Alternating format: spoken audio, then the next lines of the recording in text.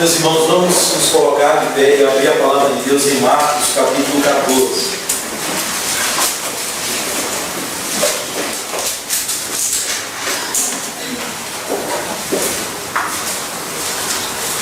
Evangelho de Marcos, capítulo 14, do verso 43 ao verso 41.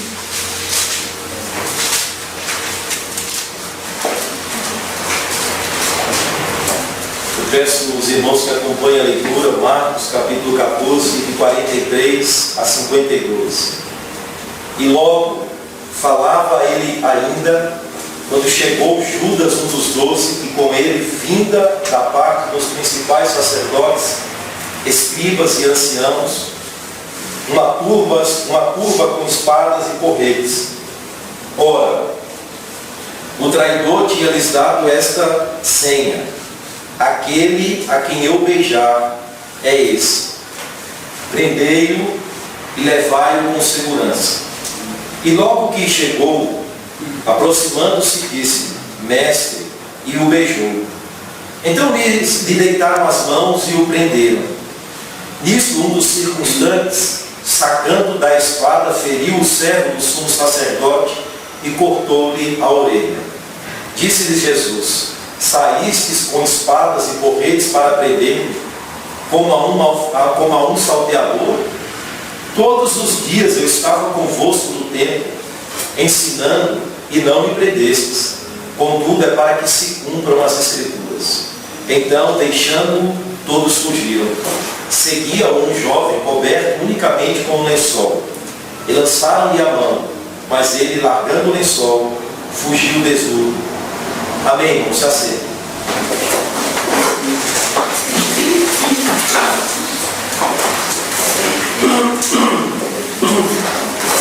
Continuando na caminhada do Evangelho, naquilo que temos estudado, naquilo que temos aprendido, eu quero dizer aos irmãos nesta noite sobre a consciência de Cristo em relação ao propósito de Deus para com a vida dele, e como Jesus entendeu tudo aquilo que ele passou e tudo aquilo que ele sofreu.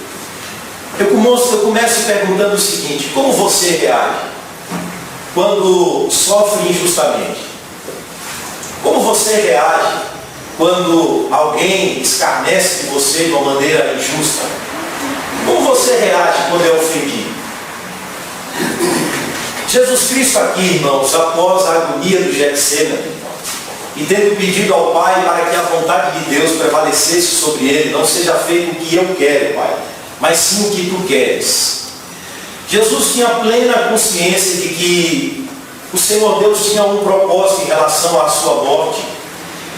E mesmo em relação à sua morte, aquilo que aconteceria com ele, nenhum dos planos de Deus iriam ser frustrados. Este é um tema que permeia toda a palavra de Deus, e que diz que Deus é soberano sobre todas as coisas.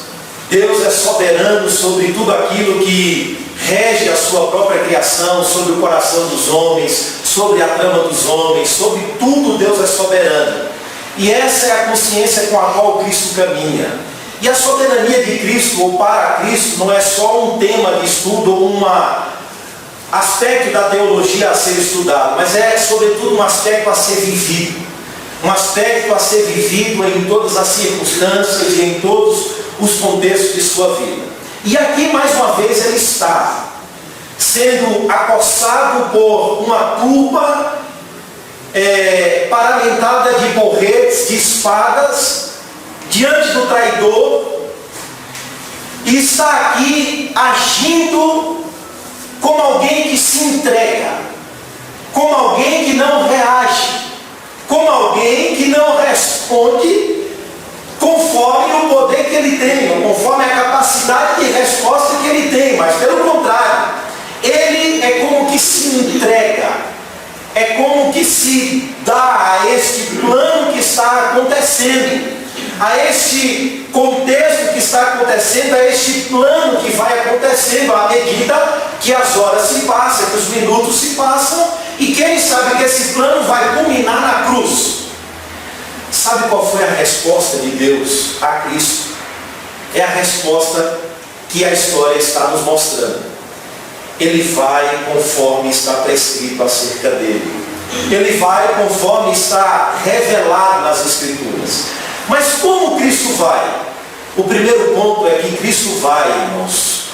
Ele caminha, sabendo que Deus está agindo até mesmo sobre o pecado e a ignorância dos homens.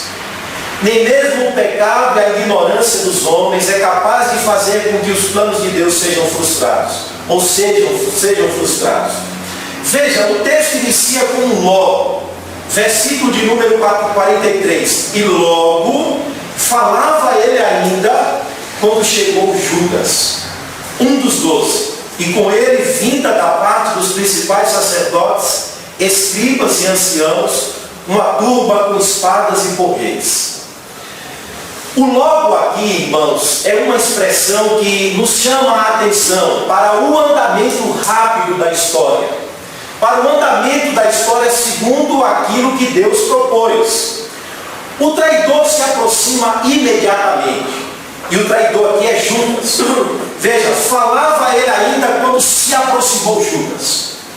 Quando chega Judas, o Evangelho, meus irmãos, menciona Judas por 3 vezes. O Evangelho de Marcos. Mas por 3 vezes menciona o nome do traidor de uma maneira peculiar. Veja, a primeira vez em que o nome de Judas é mencionado é no capítulo 3, verso 19.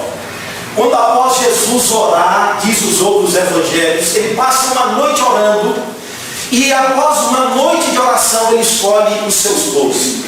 E dentre os 12, os evangelhos listam o nome de cada um, e no fim da lista coloca Judas, o que o traiu, ou Judas, o traidor, aquele que o entregou. Na segunda referência que o Evangelho faz a Judas, ele aparece como alguém que está na tocaia. Capítulo 14, verso 10, como alguém que está ali esperando o momento de dar curso àquilo que o seu coração está tomado, está cheio. A terceira vez, irmãos, é quando ele então aparece. Aparece para entregar o Mestre, entregar Jesus. A partir de então, fica claro a mim e a você, ou seja, fica claro para todos nós, através das ações de Judas, das suas escolhas, através dos seus planos, através da sua caminhada com Cristo, das suas ações sobre a bolsa, porque era um tesoureiro, quem de fato Judas era. O Evangelho diz que pelos frutos se conhece uma árvore. Uma árvore boa não pode produzir más frutos, mas uma árvore má não pode produzir bons frutos. Pelos frutos se conhece uma árvore. Ele continua sendo aquele que o traiu. Quem entregou a Jesus, do começo ao fim, ou começa traindo e termina entregando. Irmãos, há pessoas que são assim. A história da igreja mostra isso. Há pessoas que passam pela igreja, que são ouvintes do Evangelho, que passam pela igreja ou que caminham com a igreja, mas nunca fazem parte da igreja. Seus frutos, suas escolhas, seus planos, seus intentos, o destino, são contrários a tudo aquilo que eles ouviram, a tudo aquilo que o Evangelho diz. Tudo aquilo que o Evangelho de Cristo diz a Judas. Em Atos capítulo 1, verso 16, o define bem, dizendo assim: ele foi o guia daqueles que prenderam a Jesus. Depois de cumprido o seu papel, irmãos, é aqui onde o Evangelho não nos permite, muitas vezes, organizar uma pregação no sentido bem lógico, mas o Evangelho quer muitas vezes trabalhar com a nossa mente, quer nos fazer pensar, quer nos fazer olhar os princípios e, de certa forma, investigar os frutos da nossa própria vida. Judas cumpre o seu papel na história no meio dos discípulos. Os líderes tramam com Judas. Ele entrega Jesus, mas o Evangelho o faz sair de cena. Ele sai de cena, ou seja, é como se os líderes não precisassem mais de Judas. Judas, você foi descartado. Sua vida cumpriu esse propósito. É como que Jesus disse no texto anterior: sua vida é um desperdício. O seu conhecimento do lugar, porque os discípulos ainda estavam no Getsemane, das pessoas, da própria agenda, daquele com quem Judas andou por muitos anos, proporcionou que Judas levasse todos ali. Levou a turma conduzida ou enviada pela liderança, e Judas conduz aquela multidão, armadas de porretes, de espadas. Veja, irmãos, o grupo com quem Judas tem afinidade. Veja, o grupo com quem Judas tem afinidade. Em lugar de estar com Cristo, Judas está com aqueles que vão prender Cristo. De fato, não há comunhão entre a luz e as trevas. Só há comunhão entre a luz e aqueles que estão na luz. Quem está na luz tem comunhão com o Pai, com o Filho, com o Espírito Santo. Agora, quem está nas trevas busca juntar-se àqueles que estão nas trevas. Como haver comunhão entre Cristo e Judas? Como haver comunhão com Cristo e com quem não nasceu de novo? Como haver comunhão entre Cristo e aqueles que estão mergulhados nas trevas do pecado e da ignorância? Não há, meus irmãos. Judas está no lugar certo. E o verso 43 diz que ele chegou, e com ele, vinda da parte dos principais sacerdotes, escribas e anciãos, uma turba com espadas e porretes. Ou seja, a liderança, o próprio sinédrio, identificado aqui através dos principais sacerdotes, dos escribas e dos homens de respeito, envia uma turma grande para prender Jesus. É evidente que os inimigos esperam o quê? Uma reação. É evidente que a liderança espera com que Cristo lute. Espere com que ele reaja. Ele vai reagir. Agora, mande uma turma forte e armada, no intento de evitar com que ele reaja. No entendimento deles, ele seria aprisionado com resistência. Precisamos de armados para prender. E a senha do traidor é clara: olha, aquele a quem eu beijar. Irmãos, o nosso Cristo é tão humano e se identifica tanto com os seus discípulos, no contexto que Judas diz: eu preciso dar um beijo nele para que vocês distinguam quem é.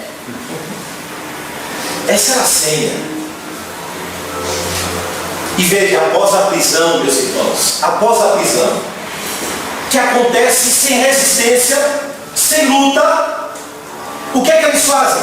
Levam Jesus imediatamente à reunião com as autoridades judaicas, sacerdotes, escribas e homens de respeito. E eles se reúnem de noite. De noite. Olha, irmãos, pela lei, o sinédrio não poderia reunir-se à noite para interrogar uma pessoa, nem mesmo para ouvir testemunhas contra ela. Jesus foi interrogado e sentenciado à morte numa reunião feita às pressas, na calada da noite. O sinédrio no dia seguinte procurou só formalizar. Vamos formalizar. Como? Vamos arrumar falsas testemunhas para que testemunhem contra ele e o nosso plano se reafirme. Agora veja, depois que isso acontece, olha a humilhação que Jesus passa no verso 41.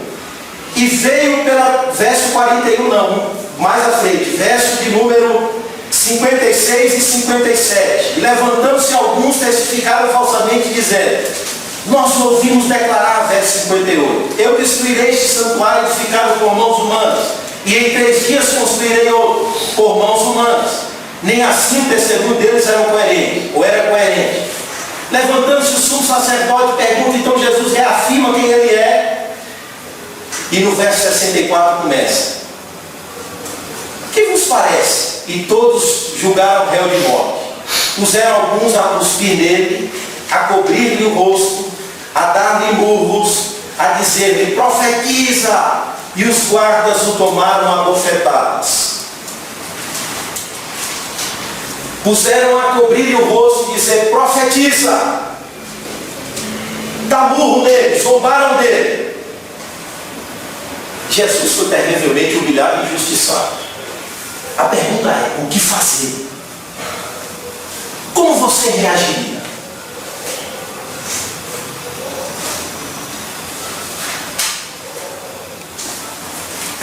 Como nós reagimos?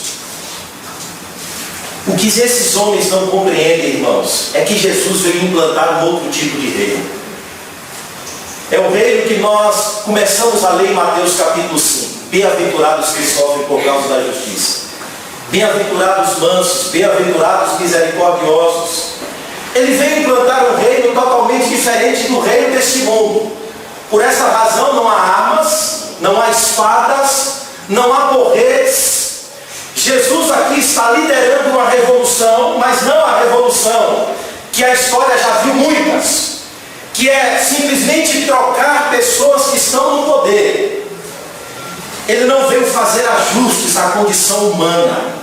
Ele não veio colocar odres novos ou vinho novo em odres velhos.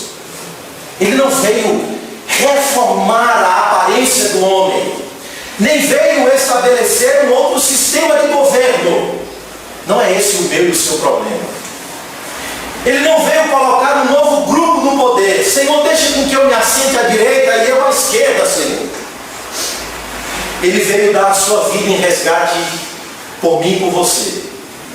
Ele veio vencer ou triunfar sobre principados e potestades, morrendo na cruz. E ele veio agir conforme a vontade de Deus. Pai, não seja feita o que eu quero, mas sim o que tu queres. Pois ele sabe que em meio a esse processo todo que o envolve, Deus está conduzindo e respondendo à oração que ele fez lá no jardim do Getsemane.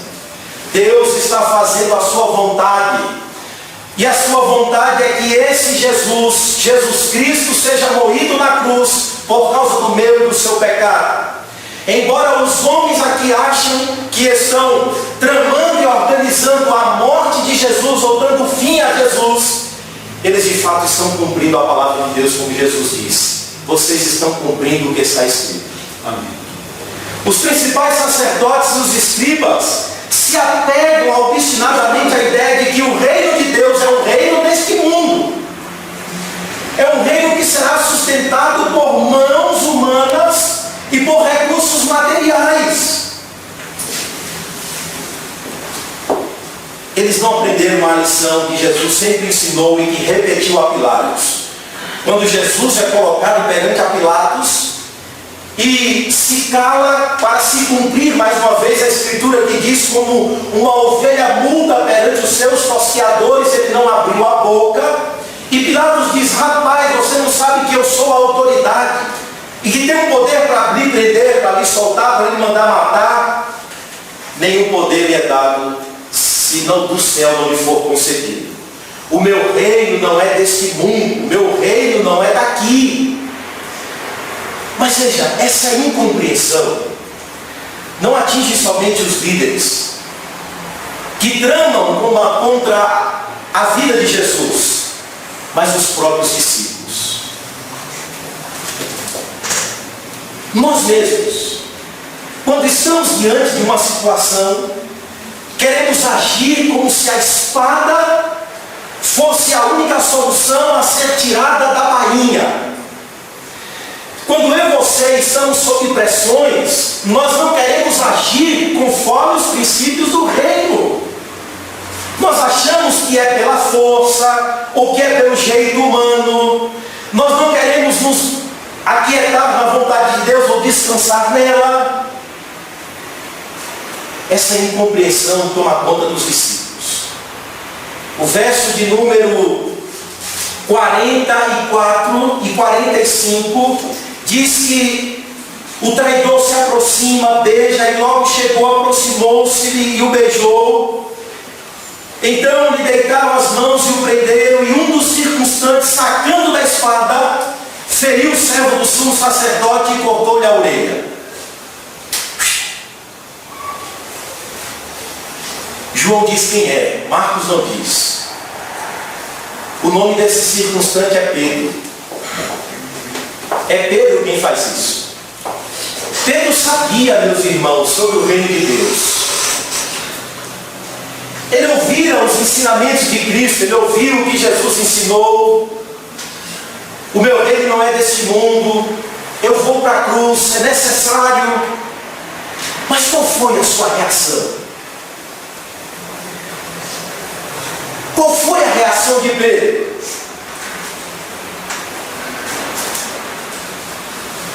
Foi desembainhar a espada e cortar a orelha do servo do sumo sacerdote. As nossas armas não são carnais, irmãos, mas poderosas em Deus, para destruir principados e fortalezas, diz Paulo, escrevendo aos Coríntios. O Evangelho de Cristo não precisa da ajuda dessa natureza. Não desembainha a espada. O Evangelho é sustentado pelo poder de Deus, nos corações dos homens e nas consciências dos homens. E Cristo, na ocasião, diz João, diz Lucas, que ele diz a Pedro: Pedro, guarda a tua espada. Porventura não beberei eu o cálice que o Pai me deu? Se o meu reino fosse desse mundo, Pedro, eu rogaria ao Pai e ele enviaria miríades de anjos para lutar ao meu favor. Mas o meu reino não é desse mundo. Como você tem agido nos momentos de pressão, de tentação, de escolhas morais? Veja, Pedro dizia: eu vou contigo até a morte. Para onde iremos, Senhor, se só tu tens as palavras de vida eterna? Como dizia Keller, Pedro era um defensor da paz, da justiça e da equidade. Mas diante de um desafio surgiu sobre a sua vida, ele buscou a espada para resolver de acordo com a sua própria vontade e força. Mas Jesus repete a lição: meu reino não é desse mundo. E Jesus vai mostrar como ele vai mudar as coisas.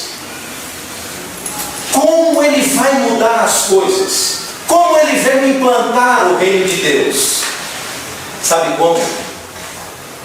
Colocando os outros em primeiro lugar. Não seja feito o que eu quero, mas o que tu queres. Sabe como? Amando os seus inimigos. Sabe como? Servindo e se sacrificando pelos outros. Ele veio não para pagar o mal com o mal, mas para pagar o mal com o bem. Ele veio abrir mão do seu poder, da sua glória, da sua própria vida. E a revolução não será feita com a espada. Por mais que estejam tramando contra Cristo os principais, os sacerdotes, como disse ele, o próprio Pedro em Atos, Jesus Cristo foi entregue segundo o determinado conselho e presciência de Deus, ou segundo o desígnio de Deus. Meus irmãos, a soberania de Deus deve nos levar a descansar em todo o tempo. A soberania de Deus deve nos levar a uma vida prática de contentamento, de descanso, de alegria e de viver os princípios do reino de Deus.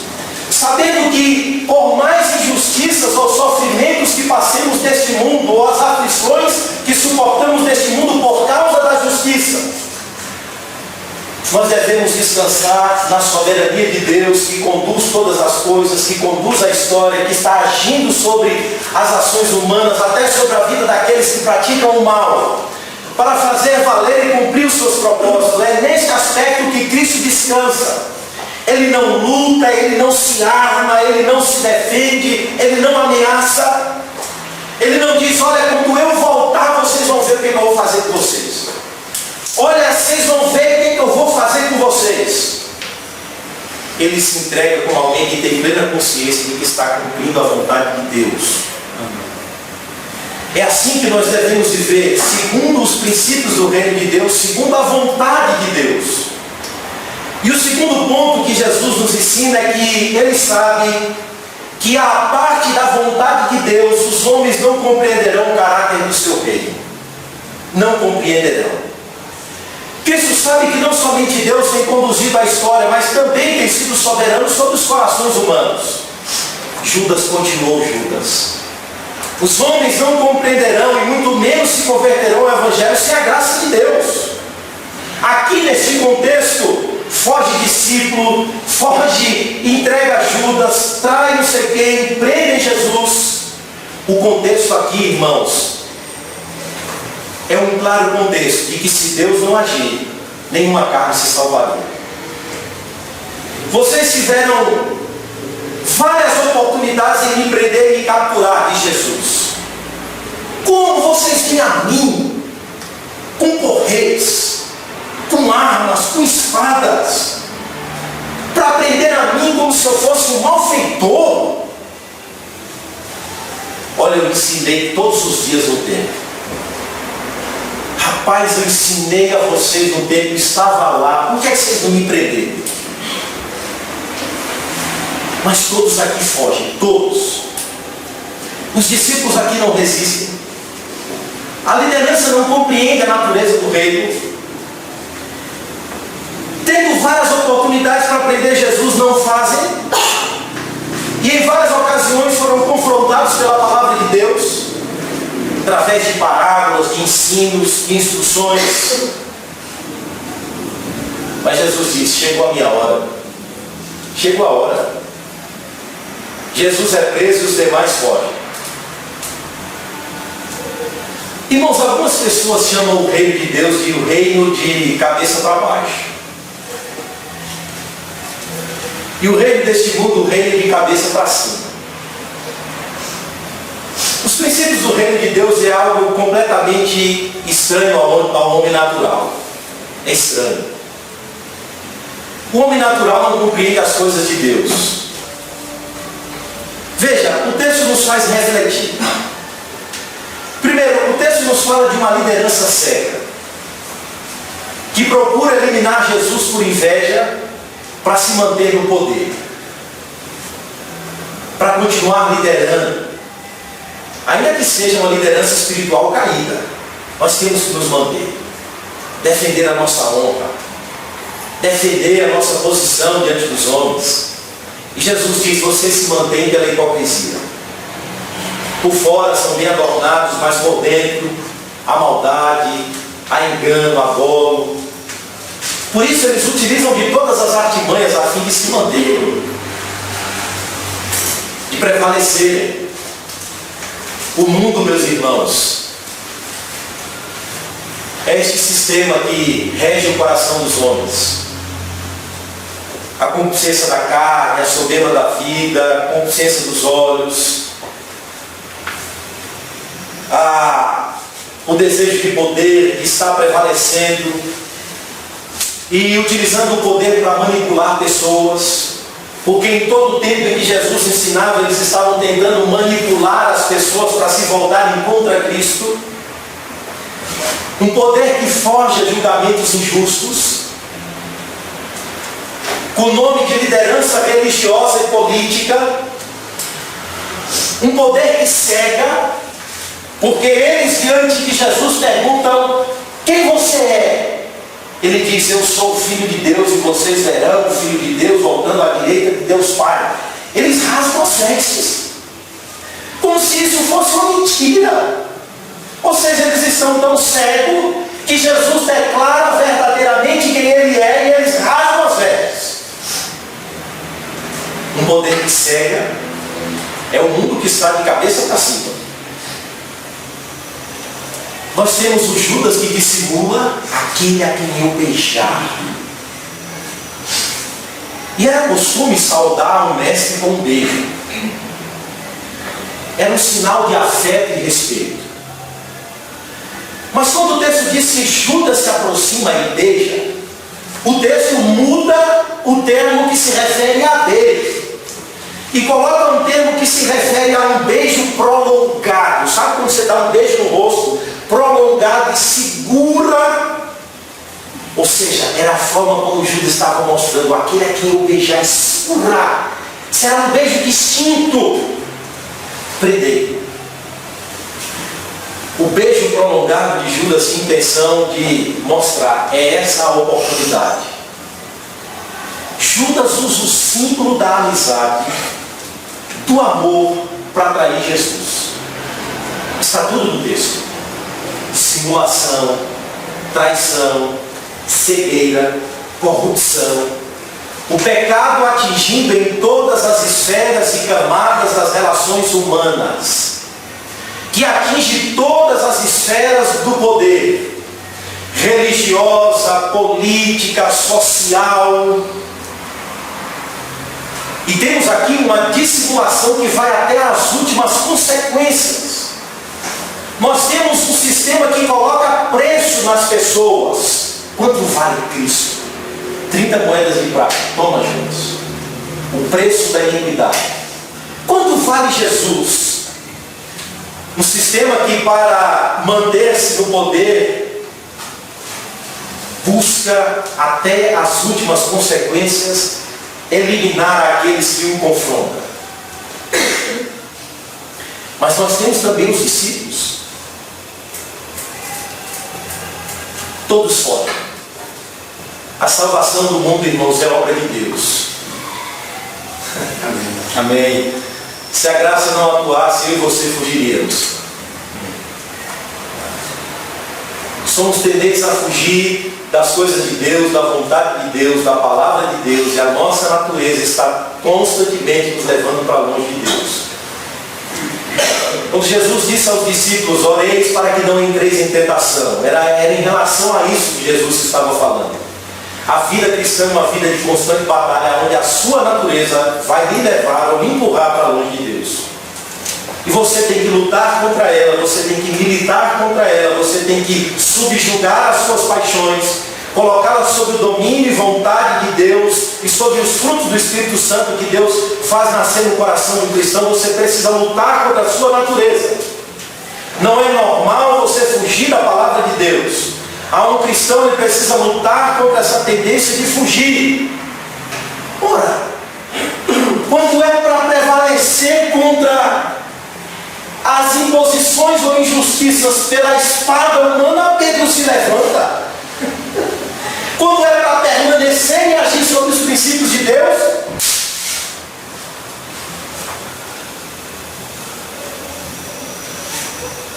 mas aqui, irmãos, tem o verso 51 e 52, diz que havia também um jovem, coberto unicamente com um lençol, e lançaram-lhe a mão, mas ele, largando o lençol, fugiu desnudo.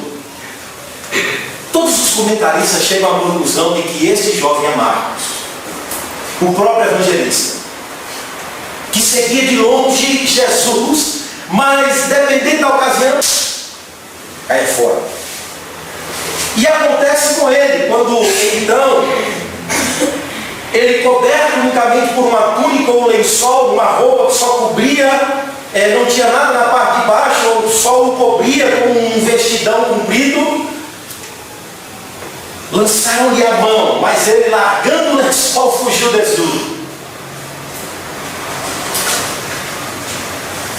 A defesa da própria honra, meus irmãos, ela ruiu diante das pressões. Eu vou com o Senhor até a morte. Eu, ainda que todos neguem, os discípulos fogem e esse jovem foge, desnudo. Nudez, meus irmãos, é símbolo de vergonha na Escritura. Disquerem que a história do segundo jardim nos leva ao primeiro jardim, onde nossos primeiros pais tiveram vergonha da sua nudez e fugiram de Deus.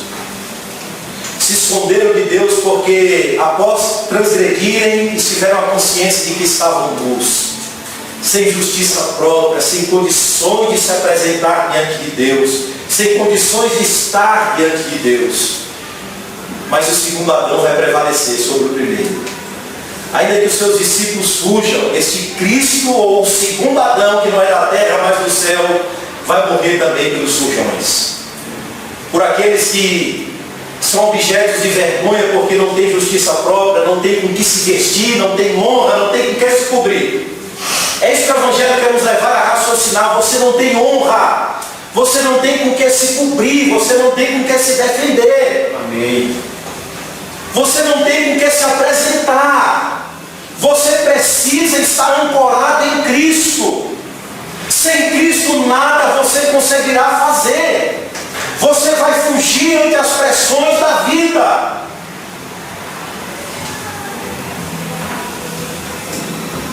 Esse é um reino que está de cabeça para cima. Injustiça, corrupção, dissimulação, mentira, falsidade, trama. Mas quem ouve Jesus e quem ouve o Evangelho de Cristo diz: pronto, ele virou as coisas ao contrário. Quando Jesus vem e diz: eu valorizo a fraqueza, eu valorizo a pobreza, o sofrimento pela justiça. Se o teu inimigo tiver fome, dá de comer. Se tiver sede, dá de beber.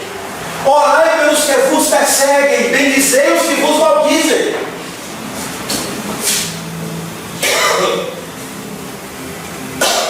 Quando vemos Jesus cuidando dos pobres, perdoando os inimigos sem guardar rancor, sacrificando por outros, vivendo uma vida de amor, sem pecado,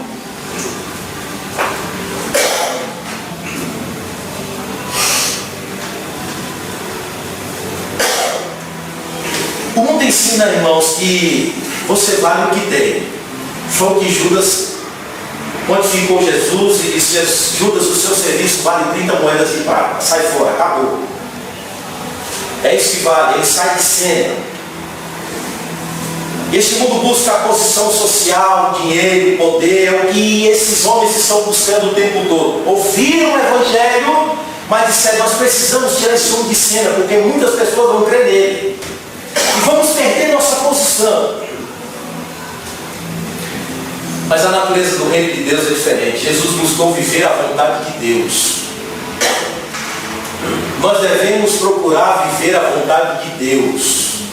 Ela vai me levar ao sofrimento, mas você deve buscar viver a vontade de Deus. Você vai sofrer injustiça, mas a Bíblia diz: viva a vontade de Deus. O mundo está enganando, o mundo está tramando, está se dando bem. A Bíblia diz: você viva a vontade de Deus. Tu, porém, como diz Paulo a Timóteo, guarda-te, meu filho, segundo a graça que há em Cristo Jesus. Amém. Os ímpios estão prevalecendo. Quando olhei a prosperidade do ímpio, quase os meus pés vacilam, diz o salmista. Mas entrando no templo eu vi o fim deles. Os ímpios estão prosperando, mas tu, porém, vive a vontade de Deus. Eu estou sob a agonia intensa no jardim, mas que prevaleça a tua vontade, Senhor.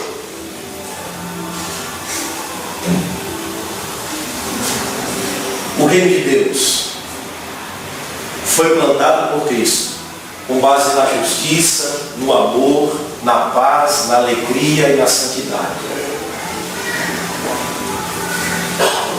Ele veio mostrar aos homens a verdadeira riqueza. E que neste reino não há pessoas insignificantes. Nós temos dificuldades ainda a compreendermos, porque a graça de Deus atuou sobre as nossas vidas e aí conseguimos compreender as implicações do reino de Deus. Mas aqui Jesus vai mostrando-nos que neste reino não há pessoas insignificantes. Pedro corta a orelha do espírito escravo do servo do sumo sacerdote chamado Malco. Jesus sofrendo injustamente uma injustiça, ele para e diz: Pedro, guarda a espada. Bota a mão na orelha do escravo a quem Pedro havia cortado. Cura a orelha do homem, ferida. O que para eles aquele escravo era uma mercadoria, e que estava ali numa trama para cumprir obrigações do sacerdote. Um escravo, irmãos, com a orelha ferida, hein? Que naquela condição, naquela época, naquele contexto, já valia, ou já era mercadoria. Ferido, então, valeria menos ainda. Jesus cura a orelha dele, não vê como mercadoria. Não é mercadoria. Na agonia do sofrimento, da injustiça, ele para dar atenção a um escravo, para botar a mão sobre a orelha de um escravo. Mas Cristo vê como um homem que foi criado à imagem e semelhança de Deus. É assim que nós devemos olhar as pessoas. É dessa forma que a igreja vê as pessoas, o ser humano, não como mercadoria, como posições, como autoridades, no sentido de serem autoridades à parte de Deus, mas nós vemos as pessoas como imagem e semelhança de Deus. A história diz que a igreja, quando a sociedade ímpia abandonava as crianças que eram fruto de aborto e lançavam no lixão, a igreja ia lá, pegava, enterrava para dar dignidade àquelas crianças, por entender que elas foram criadas à imagem e semelhança de Deus. Jesus não vê os homens como mercadoria. Jesus não vê os homens como valendo 30 moedas de prata. Ele vê além de um mero escravo, ou de um escravo que é estipulado como mercadoria do mundo. Não há pessoas insignificantes em seu reino. Os princípios do seu reino são diferentes dos princípios do mundo. Jesus vira as coisas ao contrário, pois o mundo ensina coisas que não coadunam com a vontade de Deus, mas a igreja deve viver os princípios do reino. O terceiro ponto é: Cristo sabe que no governo soberano de Deus não há espaços para acaso. Não há acasos. Veja o que ele diz. Verso 48. Disse-lhes Jesus: saístes com espadas e porretes para prender-me, como a um salteador? Todos os dias eu estava convosco no templo, ensinando, e não me prendestes. Contudo, é para que se cumpram as Escrituras. As próprias palavras de Cristo, irmãos, dirigidas àqueles que o prenderam, demonstram isso. Está se cumprindo a palavra de Deus. É para que se cumpra as Escrituras. Veja, o termo aqui está no plural. Não houve acaso ou acidente em qualquer acontecimento algum. Em vez de exterminar o mal, ele tinha poder para exterminar o mal. Em vez de acabar com todo mundo, assim, rapaz, segura aí, entendeu? Agora eu vou acabar com essa raça de pecadores. Jesus aceita o papel de criminoso como vontade de Deus. E quando Jesus disse é para que se cumpra as Escrituras, ele diz no plural, as Escrituras. Não é um texto só, é as Escrituras. Então não adianta ficar procurando textos aqui. Se cumpriu as Escrituras. No plural significa todo o Antigo Testamento. Se cumpriu Isaías 53, Salmo 22. Veja, quem vem prender? Porretes, espadas, Judas. Você acha que isso era suficiente? Você acha que ele não venceria isso? Você acha que ele não acabaria com todos de uma vez?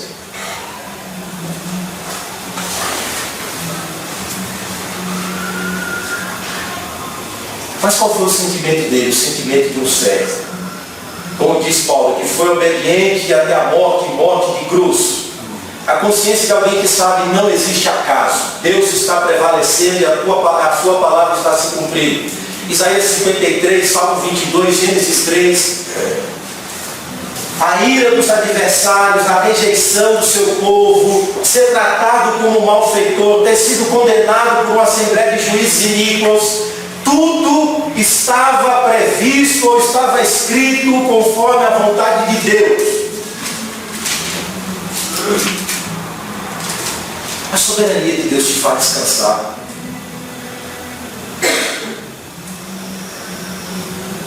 Você descansa sobre o pensamento de que tudo acontece ao nosso redor e tem sido determinado por Deus, sendo controlado por Ele. Não é fatalismo, mas é conhecimento bíblico, conhecimento da vontade de Deus.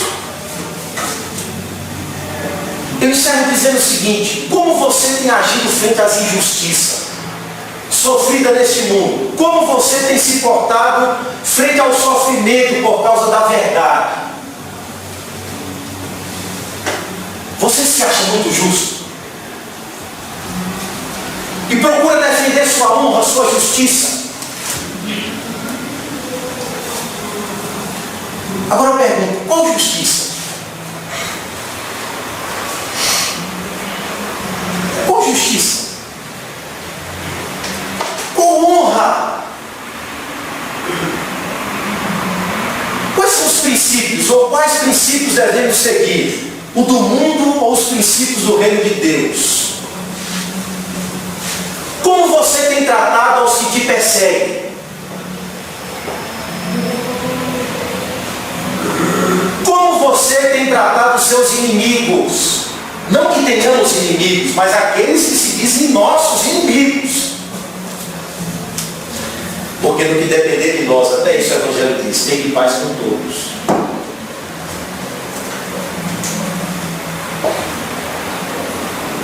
Como você se sente quando sofre injustamente por causa do Evangelho?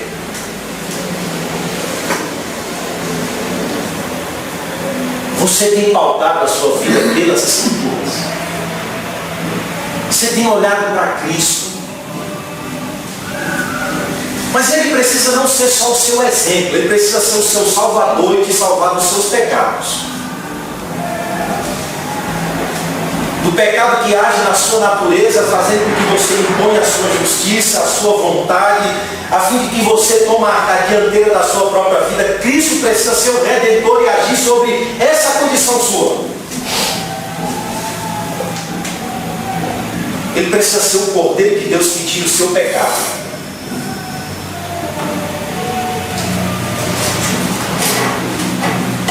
Muito mais do que o seu exemplo. Ele precisa ser de fato o seu Redentor, o seu Senhor. Amém. Amém. Vamos orar, meus irmãos. Senhor nosso Deus, agradecemos pela Tua palavra mais uma vez. Amém. Aqui lida, aqui pregada, aqui ouvida. E te pedimos, Senhor Deus, que o Senhor a aplique aos nossos corações e nos transforme através delas. Pois todos os dias nós estamos diante de escolhas morais, éticas, a serem feitas neste mundo, Senhor. É verdade. Estamos todos os dias diante de situações, ó Deus, onde somos tentados a agir não através dos princípios do Evangelho, não através da Escritura e da Tua vontade, Senhor, mas somos tentados a agir conforme a natureza ainda humana prevalecente e residente em nós. Mas o Senhor, Pai, nos ensina a buscarmos os princípios do Teu reino: a paz, a justiça, o amor, a misericórdia, a santidade, a vontade de Deus. Independente de qualquer situação, buscar a vontade de Deus. Descansar, ó Deus, no Senhor que conduz as nossas vidas, que conduz, ó Deus, a nossa história, que nos leva, Senhor, segundo a Sua vontade. E é desta forma, Senhor, que nós devemos viver descansando neste mundo, Senhor. Sabemos que todos nós aqui já sofremos injustiças, ó Deus. E muitas delas legítimas, Pai. mas o Senhor sofreu muito mais afronta do que todos nós. O Senhor levou a afronta do nosso pecado, a ignomínia do nosso pecado, a vergonha do nosso pecado, a nossa nudez na cruz. O Senhor levou para que hoje estivéssemos cobertos com a sua justiça. Amém. E é somente pela fé descansando na justiça do Senhor é que teremos paz com Deus. Amém. Dá com que vivamos, ó Deus, sob o senhorio de Cristo em todo o tempo. Sim, sim. Dá com que esta natureza nossa ainda, ó Deus, difícil, ela seja transformada e tomada pelo fruto do Teu Espírito em nós, Pai. Que é o amor, que é a paz, que é a longanimidade, que é a benignidade, que é o domínio próprio, que é a fidelidade, que é a mansidão, que é a benignidade. Contra estas coisas não há lei, Senhor. E nós te pedimos, Pai, que este fruto seja evidente em nossas vidas. Amém. Tem misericórdia de nós, é o que nós te pedimos em nome de Jesus. Amém.